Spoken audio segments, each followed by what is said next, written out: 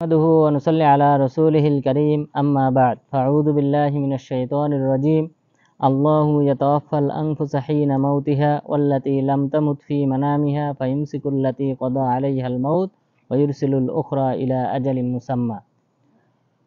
সমস্ত প্রশংসা সমস্ত গুণগান সেই মহান রব্বুল আলামিনের জন্য, যিনি আমাদেরকে এই তাফসিরের দার্সে উপস্থিত হওয়ার তৌফিক দান করেছেন। আলহামদুলিল্লাহ। দুরুদ ও সালাম বর্ষিত হোক মানবতার মুক্তির দূত মুহাম্মদ সাল্লাল্লাহু আলাইহি ওয়াসাল্লামের উপর। সম্মানিত উপস্থিতি, আজকে আমরা সূরা জুমারের 42 নং আয়াত থেকে 56 নং আয়াত পর্যন্ত আমরা ইনশাআল্লাহ তাফসির করব।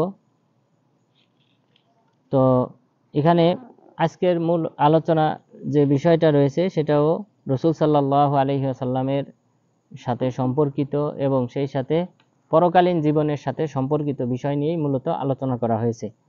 প্রথমত আল্লাহ তাআলা বলেন, আল্লাহু ইয়াতাওয়াফাল আনফুসা হিনা মাউতিহা। আল্লাহ তাআলাই আত্মা নিধন করেন, মৃত্যু প্রদান করেন, হিনা মাউতিহা, মৃত্যুর সময়। তো এই আয়াতে আল্লাহ তাআলা বললেন মানুষের আত্মা, জীবজন্তুর আত্মা, এটা আল্লাহ তাআলাই কবজ করেন। অথচ অন্যান্য বিভিন্ন আয়াতে আল্লাহ তাআলা বলেছেন, কুল ইয়াতাওয়াফাকুম মালাকুল মাউতিল্লাযী বুক্কিলা বিকুম, যে হে নবী আপনি বলুন যে তোমাদের আত্মা কবজ করেন সেই ফেরেশতা যাকে দায়িত্ব দেওয়া হয়েছে, অর্থাৎ মালাকুল মাউত, তিনি আত্মা কবজ করেন। তাহলে এই আয়াতে বলা হলো আল্লাহ তাআলা কবজ করেন, আর ওই আয়াতে বলা হলো যে মালাকুল মাউত এটা কবজ করেন। তো এটার মধ্যে সম্পর্ক হলো, যেহেতু মূলত আল্লাহ তাআলার নির্দেশেই ফেরেশতা কি করেন, আত্মা কবজ করেন। আল্লাহর নির্দেশের বাহিরে ফেরেশতা কোনো কিছু করার কোনো অধিকার নেই। তো এই কারণে আল্লাহর দিকে নিসবত করা হয়েছে, আর ফেরেশতার দিকে নিসবত করা হয়েছে যেহেতু ফেরেশতা সরাসরি কি করে, এই আত্মাটা কবজ করে, এই কারণে ফেরেশতার কথাও উল্লেখ করা হয়েছে। এরপরে বললেন যে ওয়াল্লাতি লাম তামুত ফি মানামিহা, তাহলে আল্লাহ তাআলা আত্মা কবজ করেন এবং সেই আত্মাগুলি কবজ করেন যেই আত্মাগুলি মারা যায় না ঘুমন্ত অবস্থায়। অর্থাৎ আমরা সব ঘুমাই, কিন্তু ঘুমানোর সময় অনেকে মারা যায়, আবার অনেকে মারা যায় না। তো আল্লাহ তাআলা বললেন যারা ঘুমন্ত অবস্থায় মারা যায় তাদেরটাও কবজ করি, আর যারা মারা যায় না তাদেরটাও আমি কবজ করি। ফায়ুমসিকুল্লাতি কদা আলাইহাল মাউত ওয়া ইউরসিলুল উখরা, যেই আত্মার উপর মৃত্যুটা অবধারণ করা হয়েছে, যেই ব্যক্তির উপর মৃত্যুটা অবধারিত করা হয়েছে তার আত্মাটাকে আটকিয়ে রাখি। তাহলে এখানে বোঝা যায় যে আল্লাহ তাআলা যে সকল আত্মা আটকিয়ে রাখেন মৃত্যুর সময়, এই আত্মাগুলি সাধারণত মৃত ব্যক্তিদের আত্মা এবং জীবিত ব্যক্তিদের আত্মা, এই আত্মা কিন্তু একই জায়গায় পরস্পরের সাথে কি হয়, সাক্ষাৎ হয়। আত্মাগুলির সাথে, এই আত্মাগুলির সাথে সাক্ষাৎ হয়। আল্লাহ তাআলা বললেন যে ওয়াল্লাতি লাম তামুত ফি মানামিহা ফাইমসিকুল্লাতি কদা আলাইহাল মাউত, যেগুলার উপর মৃত্যু অবধারণ করা হয়েছে সেগুলি আমি ওখানে আটকে রেখে দিই, ওদেরকে আর পৃথিবীতে আসার অনুমতি দিই না, বডিতে প্রবেশ করার অনুমতি দেই না। ওয়ায়ুরসিলুল উখরা ইলা আজালিম মুসাম্মা, আর যেগুলির মৃত্যু নির্ধারণ করা হয় নাই সেইগুলিকে আমি ছেড়ে দিই, তাদেরকে আসার অনুমতি দিই এবং তারা পরবর্তীতে মানুষের শরীরে প্রবেশ করে। তাহলে এখান থেকে বোঝা যায় যে আত্মাদের জগতে আত্মারা পরস্পরের সাথে সাক্ষাৎ করে, মুলাকাত হয়, অর্থাৎ মৃত ব্যক্তিদের আত্মা এবং জীবিত ব্যক্তিদের আত্মার। ইন্না ফি যালিকা লাআয়াতিল লিকাওমি ইয়াতাফাক্কারুন, নিশ্চয়ই ইহাতে রয়েছে চিন্তাশীল ব্যক্তিদের জন্য নিদর্শন। যেহেতু এটা দ্বারা উদ্দেশ্য হলো যে আল্লাহ তাআলা জীবনদাতা এবং মৃত্যুদাতা, সুতরাং আল্লাহ তাআলা আমাদেরকে পৃথিবীতে নির্দিষ্ট সময় নির্ধারণ করে দিয়েছেন। এই নির্দিষ্ট সময়ের মধ্যেই আমাদেরকে ভালো আমলগুলি করতে হবে, পরকালের পাথেও সংগ্রহ করতে হবে। এরপর আল্লাহ তাআলা বললেন আমিত্তাখাযু মিন দুনিল্লাহি শুফাআ, যে আমি হলাম একক কর্তৃত্বশীল, আমি হলাম মৃত্যুদাতা, জীবনদাতা, অথচ তারা আমিত্তাখাযু মিন দুনিল্লাহি শুফাআ, তারা কি আল্লাহকে বাদ দিয়ে অন্যান্য দেবদেবীকে সুপারিশকারী হিসেবে মানে। এরপর আল্লাহ বললেন কুল আওয়ালাউ কানু লা ইয়ামলিকুনা শাইআ ওয়া লা ইয়াকিলুন, এই যে সকল দেবদেবীকে তারা সুপারিশ মনে করে, তারা যদি কোনো কিছুর মালিক না হয় তবুও কি তারা তাদেরকে সুপারিশকারী মনে করবে?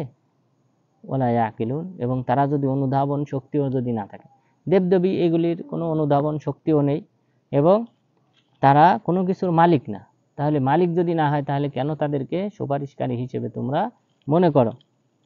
কুল্লিল্লাহি শাফাআতু জামিয়া, আপনি বলুন যে সমস্ত প্রকার সুপারিশ একমাত্র আল্লাহ তাআলার জন্য। অর্থাৎ আল্লাহ তাআলার অনুমতি ব্যতীত কোনো ব্যক্তি সুপারিশ করার সুযোগ পাবে না কিয়ামত দিবসে।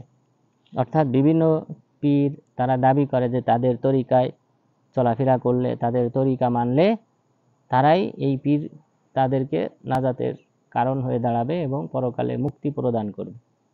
অথচ আল্লাহ তাআলা বললেন কুল্লিল্লাহি শাফাআতু জামিয়া, সমস্ত সুপারিশের মালিক হলাম আমি। অর্থাৎ আল্লাহ তাআলার অনুমতি ব্যতীত কাউকে সুপারিশ করার অনুমতি দেওয়া হবে না।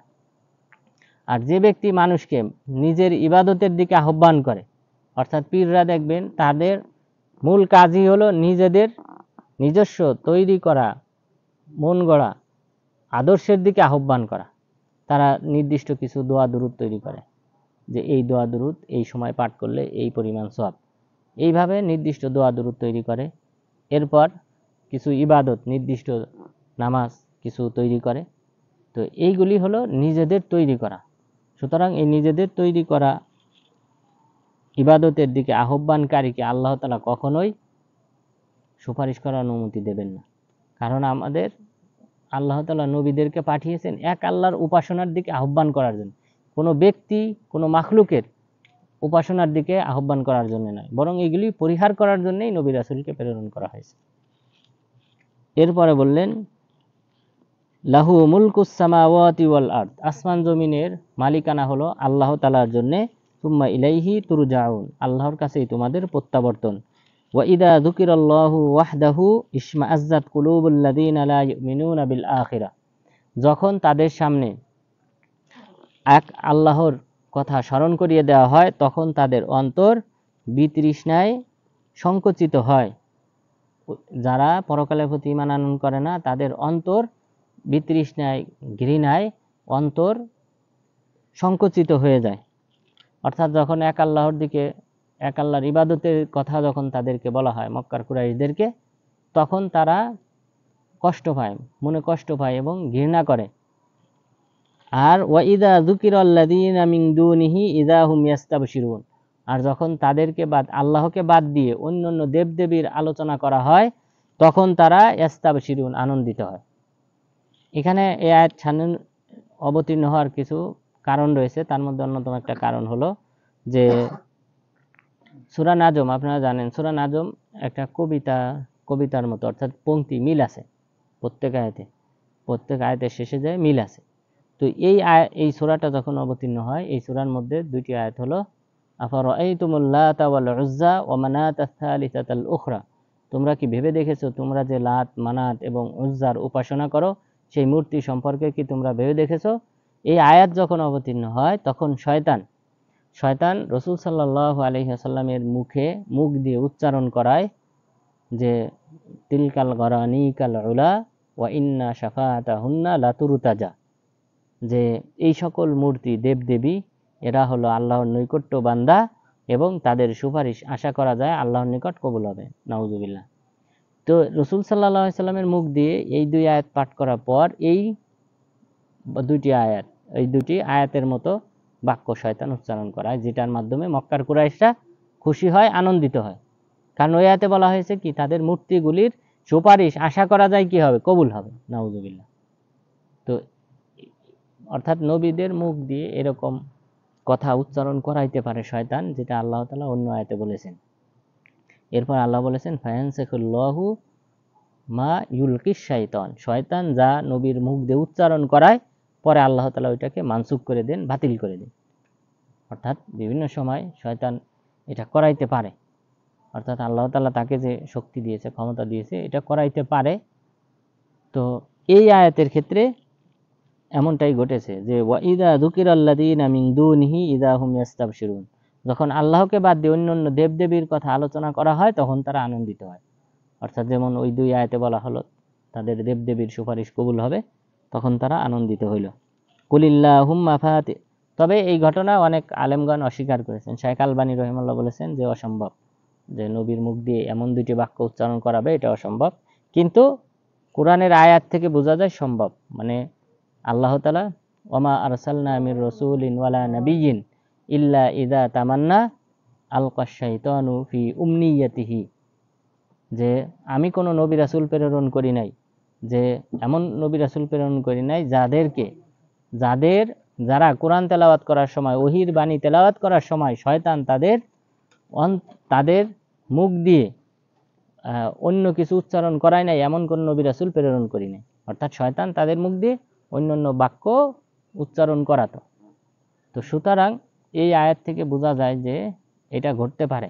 তিলকাল গরানিকাল উলা ওয়া ইন্না শাফাআতাহুন্না লাতুরতাজা, এই যে দুইটি বাক্য, যে দেবদেবীর প্রশংসা করা হয়েছে এবং তাদের সুপারিশ আল্লাহর কাছে কবুল হবে, এটা শয়তান উচ্চারণ করাইতে পারে। কিন্তু আল্লাহ তাআলা পরবর্তীতে বলেন ফায়ানসাকুল্লাহু মা ইউলকিশ শাইতান, আল্লাহ তাআলা শয়তান যা অবতীর্ণ করায়, মুখ দিয়ে উচ্চারণ করায়, সেটা আবার বাতিল করে দেন।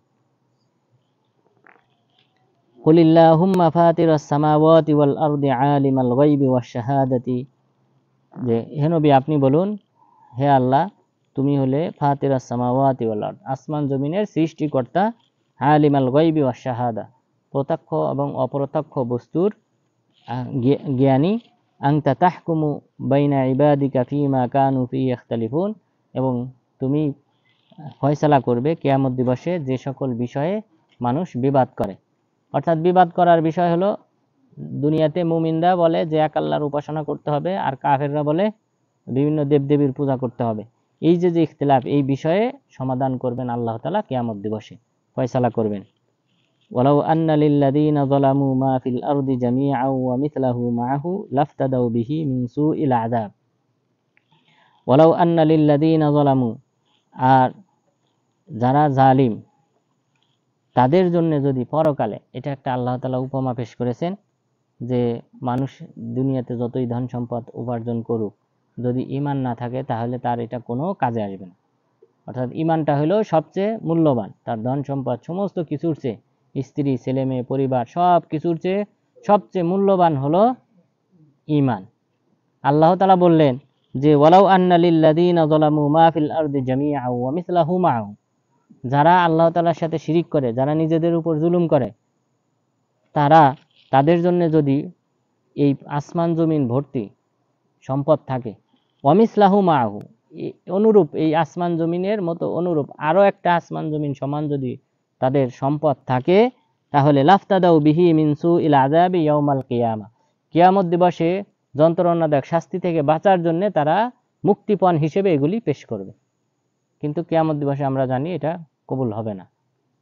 তাহলে মানুষের আসমান জমিন ভর্তি এবং অনুরূপ আরো আসমান জমিন ভর্তি যদি সম্পদ থাকে, সেটাও দিতে রাজি হবে জাহান্নামের শাস্তি থেকে মুক্তি পাওয়ার জন্য।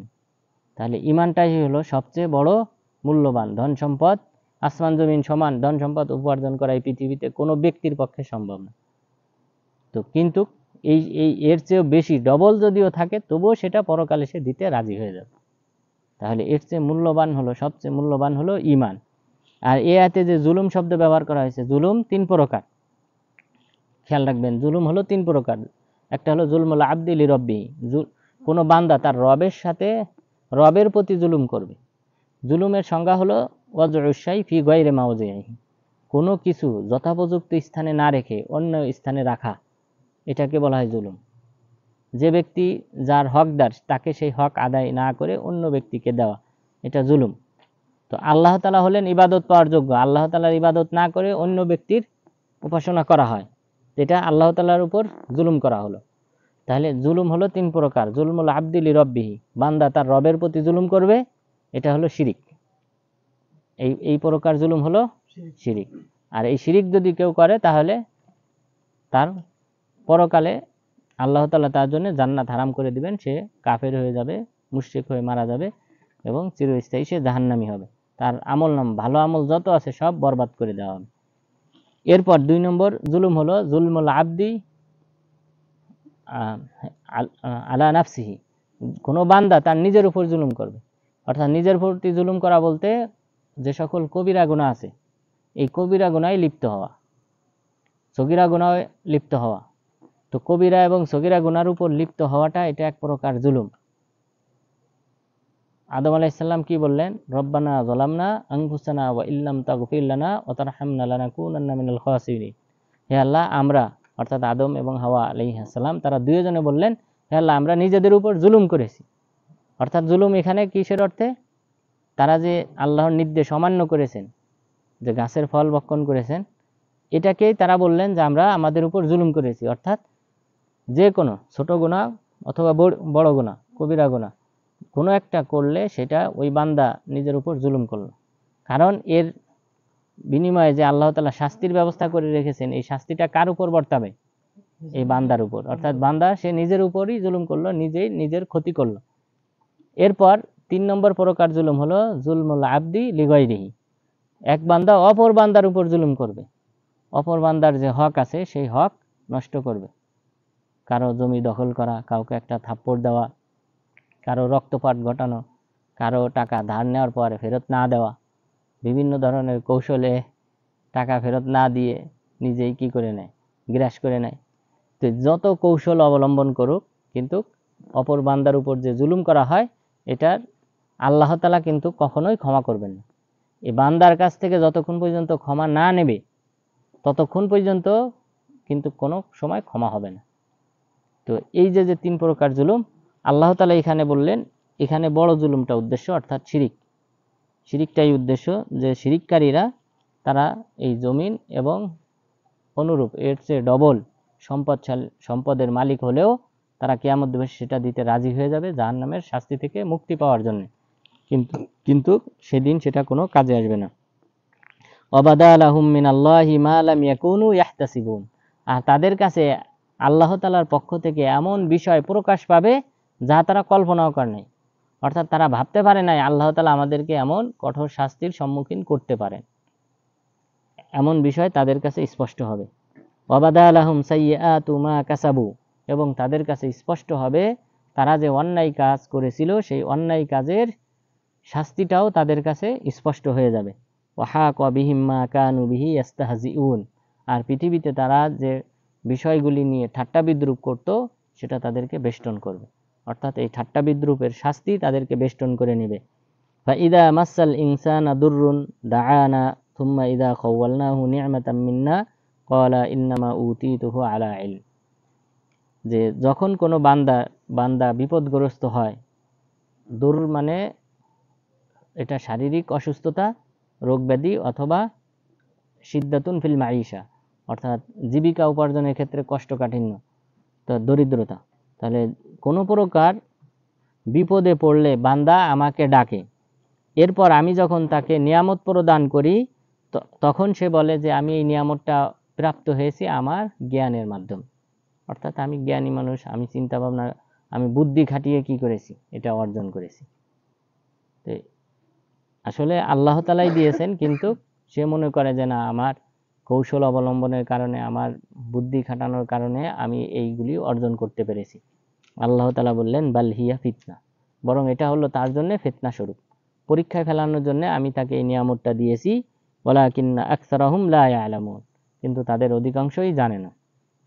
অর্থাৎ এই যে সম্পদটা, সুস্বাস্থ্যতা আল্লাহ তাআলা প্রদান করেন, এটার উদ্দেশ্য হলো তাকে ফিতনায় ফেলানো তথা পরীক্ষা করা, যে সে আল্লাহ তাআলার এই নিয়ামতটাকে আল্লাহ তাআলার ইবাদতে ব্যবহার করে না অন্য কোনো কাজে ব্যবহার করে, সেটা দেখার জন্যই আল্লাহ তাআলা এই নিয়ামতটা দান করেন। কদ ক্বালাহাল্লাযীনা মিন ক্বাবলিহিম ফামা আগনা আনহুম মা কানু ইয়াকসিবুন। আর অনুরূপ কথা তাদের পূর্ববর্তী ব্যক্তিরাও বলেছিল, কিন্তু তাদের এই কথা তাদের কোনো কাজে আসে নাই। ফাআসাবাহুম, বিশেষ করে করুন সে একথাই বলেছিল যে আমি এগুলি আমার জ্ঞান দ্বারা, বুদ্ধি দ্বারা আমি অর্জন করেছি।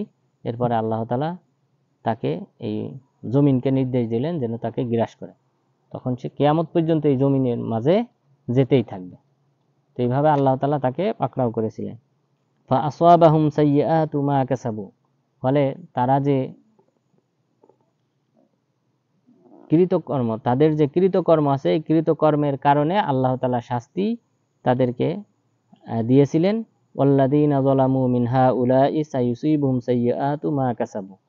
আর তাদের মধ্য থেকে যারা জুলুম করেছে তাদেরও শাস্তিটা তাদের কৃতকর্মের কারণে অচিরেই পৌঁছে যাবে। ওমা হুম বিমুজিজিন, তারা অপরোপকারী নয়, অর্থাৎ এই শাস্তি তারা প্রতিহত করতে পারবে না। আওয়ালাম ইয়ালামু আন্নাল্লাহা ইয়াবসুতুর রিজকা লিমান ইয়াশাউ ওয়া ইয়াকদির, তারা কি পর্যবেক্ষণ করে না আল্লাহ তাআলা যাকে চান তার রিজিক বৃদ্ধি করে দেন এবং যাকে চান তার রিজিক সংকীর্ণ করে দেন। এখানে আপনারাও অনেকেই একই বছর আসছেন, অনেকে 2-1 বছর পরে আসছেন, কেউ কয়েক বছর আগে আসছেন, কিন্তু আয় উপার্জনের ক্ষেত্রে অনেক ব্যবধান আছে। অনেকের 1 বছরের ইনকাম, অনেকে সেটা 6 মাসে 3 মাসে ইনকাম করে। তো এইভাবে ব্যবধান আছে। আল্লাহ তাআলা বললেন যে তারা কি এটা লক্ষ্য করে না যে আমি যাকে চাই তার রিজিক বৃদ্ধি করে দিই এবং যাকে চাই সীমিত করে দিই। ইন্না ফি যালিকা লাআয়াতিল লিকাউমি ইউমিনুন, নিশ্চয়ই মুমিন সম্প্রদায়ের জন্য ইহাতে রয়েছে নিদর্শন। কুল ইয়া ইবাদিয়াল্লাযীনা আসরাফু আলা আনফুসিহিম লা তাকনাতু মির রাহমাতিল্লাহ, হে নবী আপনি বলুন, হে আমার বান্দারা যারা নিজেদের উপর জুলুম করেছো, তারা আমার রহমত থেকে নিরাশ হয়ো না। ইন্নাল্লাহা ইয়াগফিরুয যুনুবা জামিআ, নিশ্চয়ই আল্লাহ তাআলা সমস্ত গুনাহ ক্ষমাকারী। ইন্নাহু হুয়াল গফুরুর রহিম, নিশ্চয়ই তিনি ক্ষমাকারী এবং করুণাময়। ওয়া আনিবু ইলা রাব্বিকুম ওয়া আসলিমু লাহু, তোমরা তোমাদের রবের অভিমুখী হও এবং তার কাছে আত্মসমর্পণ করো। মিন ক্বাবলি আইয়াতিয়াকুমুল আযাব, আল্লাহ তাআলার শাস্তি তোমাদের কাছে আসার পূর্বেই। সুম্মা লা তুনসারুন, শাস্তি আসলে তোমাদেরকে আর সহযোগিতা করা হবে না। ওয়াত্তাবিউ আহসানা মা উনজিলা ইলাইকুম মির রাব্বিকুম মিন ক্বাবলি আইয়াতিয়াকুমুল আযাব বাগতাতা, আর তোমরা তোমাদের কাছে তোমাদের রবের পক্ষ থেকে যা অবতীর্ণ হয়েছে তার মধ্য থেকে উত্তম বাক্যগুলির অনুসরণ করো, শাস্তি হঠাৎ আসার পূর্বে। ওয়া আনতুম লা তাশউরুন, তোমাদের কল্পনার বাহিরে হঠাৎ শাস্তি এসে যাওয়ার পূর্বে তোমরা তোমাদের রবের পক্ষ থেকে যা অবতীর্ণ হয়েছে তা অনুসরণ করো। আন তাকুলা নাফসুন ইয়া হাসরাতা আলা মা ফাররাতু ফি জামবিল্লাহ, এবং এই কথা বলার পূর্বে যে হায় আফসোস, মা ফাররাতু ফি জামবিল্লাহ, আল্লাহ তাআলার হকের ক্ষেত্রে আমি কতই না শীতলতা অবলম্বন করেছি। ওয়া ইন কুনতু লামিনাস সাখিরিন, যদিও আমি ছিলাম ঠাট্টা বিদ্রুপকারীদের অন্তর্ভুক্ত। অর্থাৎ এমন একদিন আসবে যেদিন সবাইকে আফসোস করতে হবে। যদি আল্লাহ তাআলার হক, আল্লাহ তাআলার ইবাদত যদি যথাযথভাবে না করা হয়, তাহলে আমাদেরকে আফসোস করে বলতে হবে যে মা ফাররাতু ফি জামবিল্লাহ, আল্লাহ তাআলার হকের ক্ষেত্রে আমি কতই না শীতলতা অবলম্বন করেছিলাম এবং অলসতা করেছিলাম। এই কথা বলার যেন তোমাদেরকে এই কথা বলতে না হয়, সেই দিন আসার পূর্বেই তোমরা আল্লাহ তাআলার পক্ষ থেকে অবতারিত কিতাবের অনুসরণ করো।